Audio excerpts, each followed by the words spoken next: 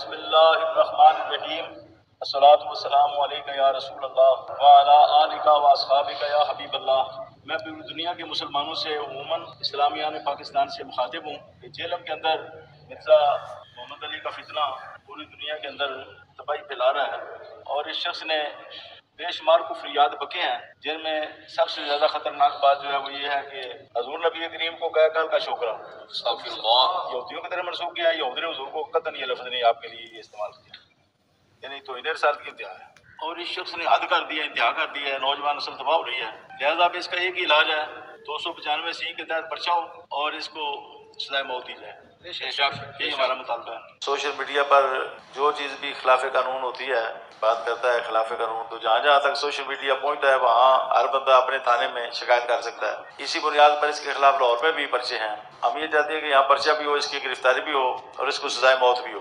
یہ شخص واجب القتل ہے، امت پر فرض ہے اس کو قتل کرنا۔ حکومت اس کو قتل کرے، حکومت نہیں قتل کرتی تو کوئی غازی اٹھے۔ ویسے یہ واجب القتل ہے، اللہ تعالیٰ کی بارگاہ میں دعا بھی ہے کہ کوئی غازی اٹھے اور اس کو کافر کردار تک پہنچا دے۔ یہ امت پر فرض کفایہ ہے۔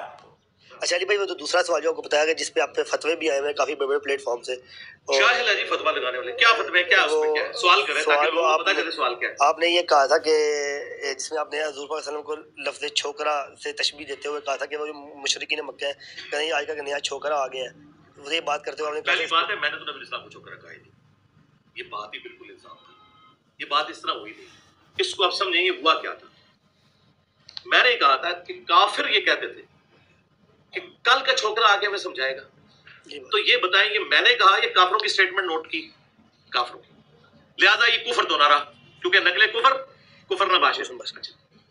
اس کے بعد اگلا سوال صرف ایک ہو سکتا ہے، وہ یہ ہے کہ یہ لکھا کہاں ہوا ہے؟ رکو ذرا، صبر کرو، یہ تو ہم بعد میں بتائیں گے، پہلے تو معافی مانگو نا کہ تم نے اس کے اوپر گستاخی کا الزام لگایا۔ گستاخی نہیں بنتی کیونکہ ہم کہہ رہے ہیں کافر کہتے تھے، تو سر قرآن کھولیں، قرآن میں آیا کہ کافر کہتے تھے یہ مجنون ہے، یہ پاگل ہے، یہ دیوانہ ہے، اسے پریشان خواب آتے ہیں، اس نے ایک اجمی غلام رکھا ہوا ہے جو اسے قرآن پڑھاتا ہے، سب سے بڑھ کر حضور کی بیوی کے اوپر تہمت لگا دی۔ کافروں نے یہ ساری تکلیفیں حضور کو دی۔ جب ہم کافروں کے ریفرنس سے ان تکلیفوں کو اور ان نٹوریس ناموں کو ریپیٹ کرتے ہیں تو کیا ہم حضور کو کہہ رہے ہوتے ہیں یا کافر کہہ رہے ہوتے ہیں؟ کافر۔ انہی ساری خباستوں میں سے ایک خباست اگر یہ ہے تو آپ یہ تو پوچھ سکتے ہیں کہ لکھا کہاں ہوا ہے کہ وہ یہ والی گالی بھی دیتے تھے۔ گستاخی نہ کہ گستاخی تب ہوگی جب ہم خود کہہ رہے ہوں گے، یعنی اگر میں نبی صاحب کو خود مجنون کو پھر گستاخی، اگر میں کو کافر کہتے تھے پھر کو گستاخی۔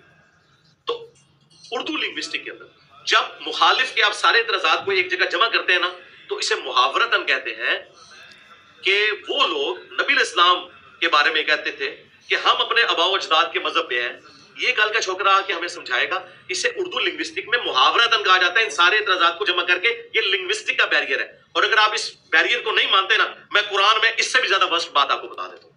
چھوکرے کا لفظ تو پھر بھی قرآن میں موجود ہے، حضرت ابراہیم علیہ السلام کے بارے میں، کہ جب وہ بت انہوں نے توڑ کے تو بڑے بت کے کندھے پہ رکھ دیا نا، تو انہوں نے کہا ہم نے ایک چھوکرے کو سنا ہے جو جس کا نام ابراہیم ہے، جو ہمارے بتوں کا ذکر برائی سے کرتا تھا۔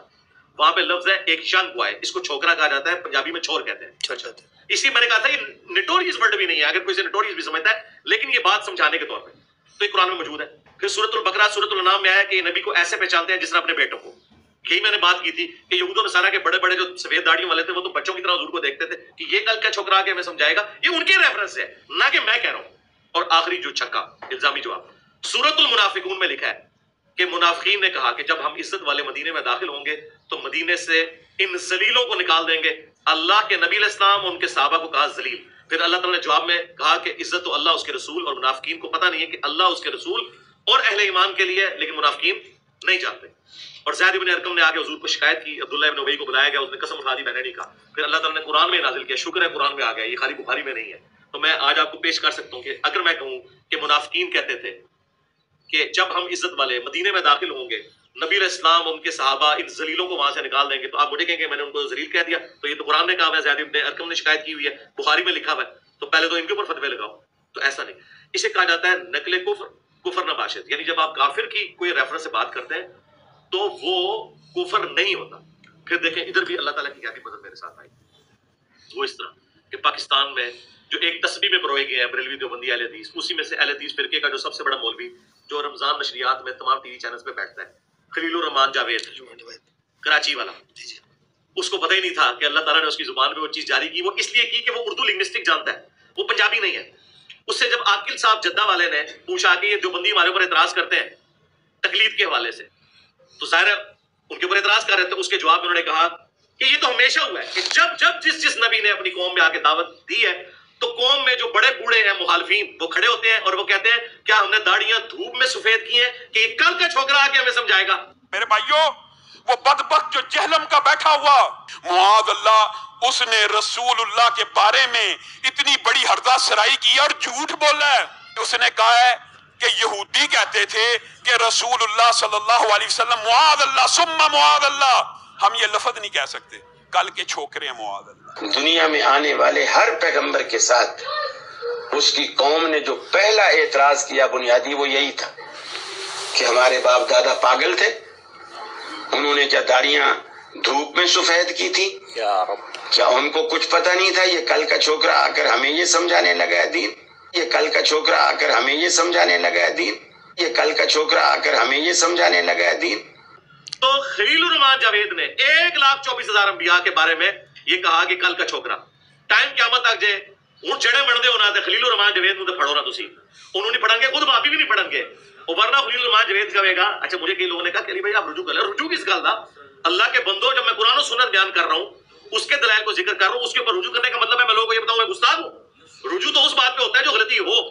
अगर आप ये कहते हैं रुजू है तो इसके ऊपर आप शरीय हुक्म बयान करें और कुरान से भी बताएं कि कुरान से ये जो मुनाफिक कहा गया नबी इस्लाम और साहबा इकराम को, जो मुनाफिकीन ने गाली दी कि ये जलीलों को हम निकालेंगे, तो ये गुस्ताखी है क्या? नकले कुफर कुफर ना बाशिद। तो ये जाहिल है, जानबूझ के इन्होंने ये जो जुमला कहा ना कि इसीलिए मैं बताऊं FIR भी मेरे पे काटी थी उन्होंने, पहली पेशी में फारिग होगी। क्यों? उसमें वाज़ेह लिखा हुआ था भाई जज के पास भी जाएगी, होगा यार वो तो काफिरों के हवाले से कह रहा है। जज को ये बात इसलिए समझ में आएगी कि जज ने तो उसे अपने दलाइल में देखना है, उसने ये तो नहीं कि मैं इंजीनियर को बदनाम करना है, उसने तो अपने दलाइल में देखना है। तो ये बात इस तरह है नहीं है, वरना सबसे पहले तो FIR कटवा 1,24,000 मनु FIR चाहिए ने, एक FIR नहीं, उन्हें सारे नबियों को क्या है। हाँ ले आओ, आज जनाब 1-1.5 साल गुजर गया है, कोई रुजू नहीं, और ए देखो वहां भी आगे कह रहे थे, ठीक है कि जी मुआद अल्लाह, उन्हें ये नहीं पता कि मुआद अल्लाह लफ्ज होता है या मुआद अल्लाह होता है। मुआद अल्लाह सुम्मा मुआद अल्लाह, वो मुआद अल्लाह की सरकार जी वो बार-बार आके ये कर रहे थे, सरकार अपने कार की खबर लो। अच्छा, इसके बाद चाहिए था ना एक अपना मौलवी भी कुर्बान कर देते हैं यार मेरी खातिर, करते हैं ना, क्यों नहीं कर रहे? इनको पता है कि बात इस तरह नहीं है। तो देखो उस दिन तुम्हें ठंडे भी पै गए, आस्ता सा ठंडे पै रहे थे, जो जो चीजें कर दे ना, मैं उसने चीजें तू कटना ना। और फिर मैंने अली कुरैशी साहब की वो वीडियो लगाई है, उन्होंने कहा कि अगर किसी के जुमले में 99 मतलब कुफर के हो, एक इस्लाम का, तो मुफ्ती पे वाजिब है कि उससे इस्लाम का फतवा लगाए। जब तक कोई कंफर्म गुस्ताखे रसूल ना हो, आप किसी को कत्ल करोगे, आप कातिल हो, आप आशिक नहीं हो कि भाई बंदूक चुकी अपनी खुद ही फतवा, खुद ही मुफ्ती, खुद ही जनाब अमल, खुद ही जज और खुद ही काजी, ऐसे नहीं है। तो तुम कहां से आके जिन्हें नमाज नहीं आती और तुम ये फतवे दो कि कौन गुस्ताखे रसूल है और कौन गुस्ताखे रसूल नहीं है? ये मजाक है क्या? खबरदार खबरदार, आगाह रहो। जिस तरह तौहीन रिसालत के हवाले से मामला खतरनाक है, उस तरह इंसानी जान के हवाले से भी मामला बड़ा खतरनाक है। 100 वजूहात कुफर हो किसी बंदे की, तावील में एक वजह उसकी ईमान वाली आ जाए, उसे मोमिन कंसीडर किया जाता है। 100 वजूहात कुफर हो किसी बंदे की, तावील में एक वजह उसकी ईमान वाली आ जाए, उसे मोमिन कंसीडर किया जाता है। 100 वजूहात कुफर हो किसी बंदे की, तावील में एक वजह उसकी ईमान वाली आ जाए, उसे मोमिन कंसीडर किया जाता है। सवाए इंजीनियर साहब के ये लिखना भूल गए थे कि इंजीनियर की बात में 100 के 100 मतलब ईमान के हुए, तब भी आपने कुफर का फतवा लगा दे, तो इसमें तो कुछ भी नहीं था।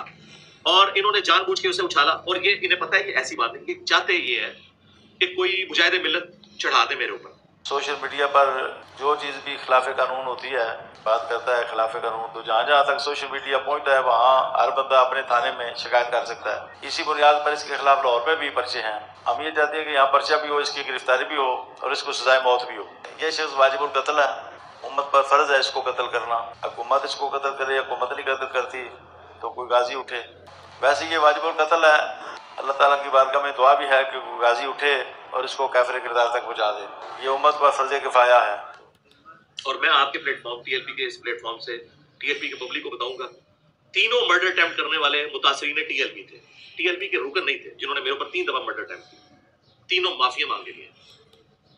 अभी ये तीसरा जो है उसकी तो अभी तक वो जेल के अंदर है, बल्कि इधर ही सारा इश्क रसूल उसका निकल गया था। और जिन मौलवियों ने उसे लॉन्च करके लिखा था ना गाजी मुदस्सर शहीद, वो आज उसकी जमानत के लिए 10 लाख के मुचलके भी नहीं मार रहे। यार मैं आपसे रिक्वेस्ट करता हूँ, कोई आशिक रसूल उसके 10 लाख के मुचलके भर के उसे जेल से तो निकलवाए। उसकी माँ हमसे राब्ता कर रही है कि जी मौलवी हमें छोड़ गए, आप माफ करते हैं। मैंने कहा यार मैं कैसे माफ करूं, एक दफा तो आप निकलवाएं, उसके बाद ठीक है वो हमें एक स्टेटमेंट दे दे कि मुझसे गलती हुई है तो माफ कर देंगे, मुझे तो कोई इतराज नहीं, लेकिन आप निकलवाने के लिए मैं माफी नहीं दे सकता। वो मुजाहिदीन जिन्होंने मौलवी जिन्होंने उसको लॉन्च किया, जिस मदरसे वाले ने उसको लिख के दिया, ठीक है, वो सारे 10 लाख इकट्ठा करके देना, उनके लिए क्या है, वो तो एक दफा अपील करेंगे, उनको तो वैसे ही चंदे इकट्ठे करने की आदत है, तो निकलवाओ उसको। ये मैं रिक्वेस्ट दिल से कर रहा हूँ, मुझे उस बच्चे पे तरस आ रहा है, 17-18 साल का बच्चा है, उसकी आप लोगों ने जिंदगी बर्बाद कर दी है, तो आप निकलवाएं उसके पीछे जो रजिस्टर पे लिख के गाजी शहीद उसको दे रहे थे, कितने गए वो सारे मिन्नता मार के उठते थे, माफिया मांग के उठते थे, उनको धोखा दिया गया। उससे पहले जो आया उसने कहा जी इंजीनियर साहब ने कुरान अपना लिख लिया है, दादा करो आला हज़रत तर्जुमा रखा है, मैं देख लो मोशली थानवी का रखा है, मैं लिखे कुरान, जो आता है झूठ बोलता है।